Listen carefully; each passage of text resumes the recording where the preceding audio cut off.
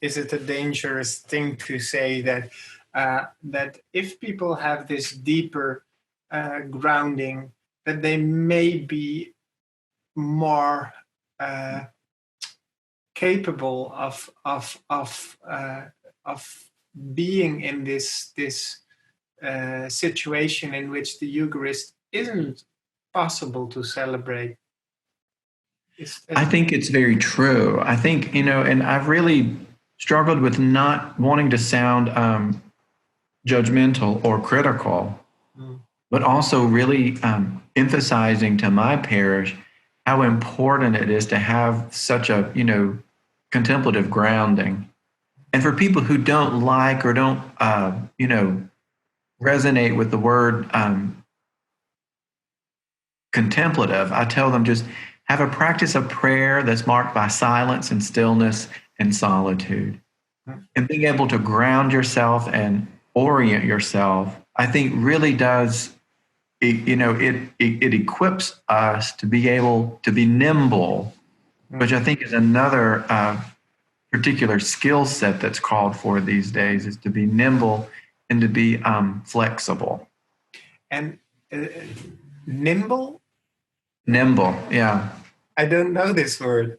Nimble, so like flexible or fluid. Okay, yeah. Yeah. And one thing that was also very interesting from the reflections in the introduction of your document, you speak about celebrating amidst the smell of the tuna casserole. Right. Well, it's this wonderful, image of, we love the smells and bells, as we say, and being in those really beautiful spaces with incense and bells and candles and all. And then, I looked up one night and realized that I'd made tuna cakes in a casserole. And instead of smelling frankincense, I smelled tuna. And so how can I be present in that space to say this is authentically where I am right now? And I shared some of my thoughts with you in advance on this. I suggested that it might be the most incarnated type of spirituality you could think of. I think so too. I really do, because I think it's really heightened an awareness of our own embodiment. Having to care for our bodies. Have caution, wear masks, wash our hands. We just, it's so easy not to pay attention to our bodies and to just live in our heads. And now this really curious season is really forcing us, in a sense, to pay attention to how we actually walk and move through the world. Yeah, and also that these smells of incense that are so delicious and so uplifting during the celebrations on Sunday morning, that also, in a sense, there might be a risk of kind of aestheticism, which is very uplifting, but this smell of your food in your house is doing something different, I think, isn't it? It is. And I really love that you raised that image around moving away from just a shallow aestheticism. One of the people who we've really drawn on their work is Amos Wilder. I don't know if you know his work. No, I don't. Amos Wilder has been an incredible conversation partner, and his particular work is around theopoetics. So I've worked, with my parish the past few years on really looking at this image of what does a poetic imagination look like within a traditional parish church. And Wilder names the temptation that we always have to just latch on to or hold too tightly onto our rituals versus letting them actually shape us and mold us. Which I think speaks to, what you're saying, the deep grief on not being able to be in our nave, in our worship space? Do we fixate on that grief and let it block us from any deeper spiritual engagement? Or can we imagine where we are in these circumstances and actually see that the ritual, the liturgical embodiment is still going on? It's just moved into a different context. Yeah, yeah. Which I think is a very important question for the institutional church to really look at right now. And perhaps you could even go so far to say that a certain smell that is in your house, a first tendency might be to say, well, this doesn't bring me in a kind of sacred mood, and Right. and then the next step could be, this is really bringing me home. Right. I mean, I think about family meals. Mm. You know, I remember my liturgy professor once saying that the Eucharist is basically the family meal of Christians. Mm. And I think if we can make the link between the meaningfulness and the sacramentality of communion, Yeah. to actually looking at our family meals and seeing that as a sacred time as well, and thinking about, holiday meals and the smells that we have in those moments, sitting with our grandparents and with our parents.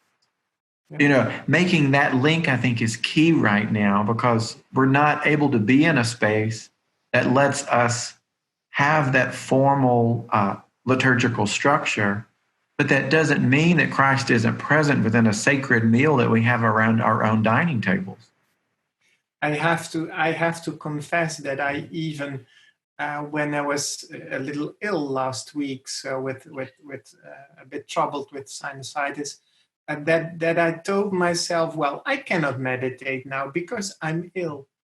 That's right. Right.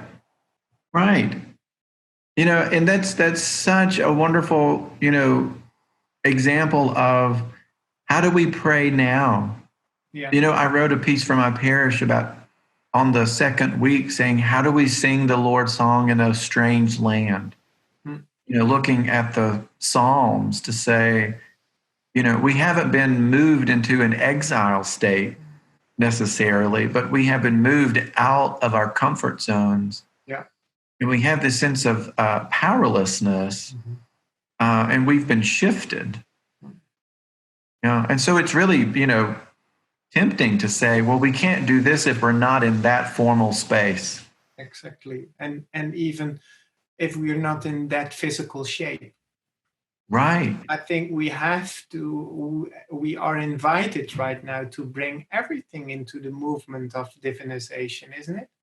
I think so too. And, to go back to what you said, I don't think it's a judgment to say that contemplative practice is absolutely key, because not to say that there's a utilitarian function to it, but there is a certain sense that it nurtures our capacity for actually doing this deeper work whenever we encounter moments of crisis. But what does it mean for a priest in a pandemic to be assigned, or how would you see that? I think in our particular context here, and not just in the United States, but in the Western world in general, to put it in that sense, there's such a hyper individualism and such a very competitive sense, among people, a sense of scarcity.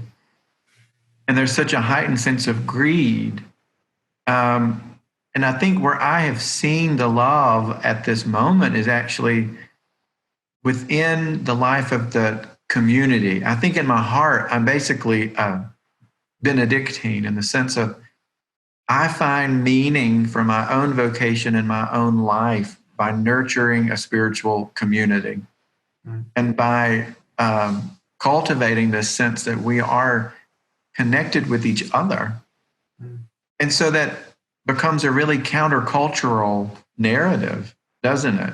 to have this Christian community whose focus is on lifting each other up, holding each other in times of sorrow, celebrating with each other in times of joy, and to have that living or being within a culture that's so focused on this strict sense of being autonomous and over and against each other. So that's where I see love right now, is actually people recognizing this connection between themselves and seeing that come alive more and seeing them reach out to each other. You know what a phone tree is? We made a phone tree the first week. I know it. Yeah. Yeah. And then in my school, we had one. Did you? 30 years ago. Yeah, I know. To communicate that the teacher was ill on the first hour of the day. Right. And so things like that, having a phone tree and having people just call people during the day and check in with each other has been such a meaningful thing. Yeah. Well, Sarah Batchelor, one of the theologians from WCCM, she recently, she's still working on that, in fact, gave a series of talks on the Christian virtues. Right. And love, she defined something like being able to see other people as God sees them. And exactly. that means not as an instrument of what can the other person do for my needs, for my desires, for me, but to see the other person as he or she, or however the other person wants to define him or herself. Do you resonate with that? And can you connect it with what you were saying? I do resonate with that. And I love what Sarah's doing with these talks. They're really, really good. I remember, so Father Thomas Keating, they just published a new book with some of his writings. And in one of those pieces, and in others as well, he has this wonderful statement where he says, the chief thing that separates us from God is the thought that we are separate from God. So I draw that out to the next step, with my parish to say, if that's true, and I think that is, then the chief thing that separates us from each other is the thought that we're separate from each other. And so if we can come at the formation of a Christian community along those lines of our union, our union with God and our union with each other, then I think we very much get, to where Sarah is pointing to say, then we love people for who they are, not for what they can do for us, because we see them within the whole, and we see them through that lens of being united with them. And I think those are wonderful practices for the institutional church and the culture as a whole to really cultivate right now. When you see people resisting wearing masks because they think it infringes on their rights to wear a mask. Well, if you come at it like Sarah's saying, if you come at it to say, I'm actually wearing a mask to love you, to make sure that I'm doing what I can do to support you. So this sense of self sacrifice, I think, is also key in this as well, to say, how are we giving ourselves to each other right now? And it is very hard, I notice, for many people, including myself, not to want to distribute all the time opinions about which direction we should go and what are the proper measures to tackle all the problems, etc. I associate this with what you say about trying to see the whole instead of looking at it from your particular perspective.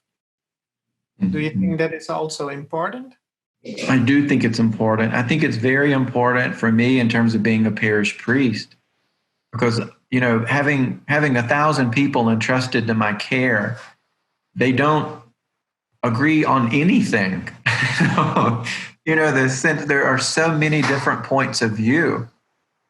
So I was on a call with them on yesterday when we did our morning prayer by Zoom, and I just reminded them and said, we may not be of one mind when it comes to the details around how to manage all of these moving parts, all of these pieces. But I hope that we can be of one heart in the sense of we want to hold together, and strengthen our sense of connection with each other, and transcending those examples of separatedness, right? Which, to a sense, in a certain sense, I don't want to relativize all the differences, because there are better and there are not so good opinions, of course. But yeah. But still to be seen, I think curiosity is key too, isn't it? To be curious and humble, to be able to say, I am not a medical doctor. I don't know those details, but what I can do as a parish priest is to gather a group of people who do know that. Yeah. And we can listen to each other and really see where the Spirit's moving and see what decisions are best. So that also it could be a fruit of a contemplative posture, isn't it? That we start with listening to each other. Yeah. Absolutely.